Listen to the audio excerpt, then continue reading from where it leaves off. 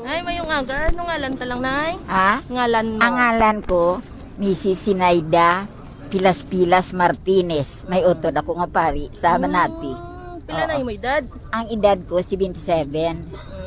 Ano yung imo pag pati diri sa miracle nga ginadala ni Candelaria?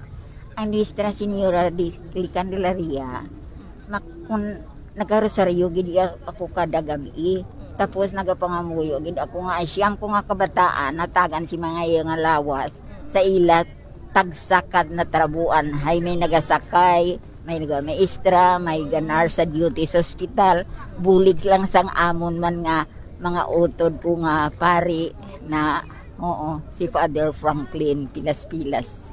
Sa Banati siya nagapura paruko subong. So bali halin sang una, diboto kagid ni Candelaria. Oo, kay kada ngala sanda kundi na ako kay na makadto kung kusiling ko masimba lang ako sa haro kay ay kuna Candelaria fiesta bisan hindi ako lang kapamaskwa makasimbala ako makabakala ako sang mga santos bala ni Rosary dason Santo Niño nga nga palangadion. Oo, tapos makasimba ako sa simbahan sang Nuestra Señora de la Candelaria. Ano oras ikaw bali diri nagkadto? Alas 7:30 ari na ako nagsulod. Ugaring naguna ako, gaumpisa misa dito ako nagbakal kang kandila kag ang akon nga palangadion nga Santo Niño.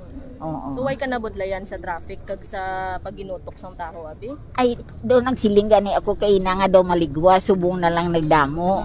Oo. So ka pamahaw man ikaw? Kapamahaw man ako nagwalin. Dos na kunini. Oo. May dalaman ako nga mga ipikasenta. Nga pala niyos ko wala maglingin ulo ko. Sige, thank you. Oo. Thank you, Oni. Salamat.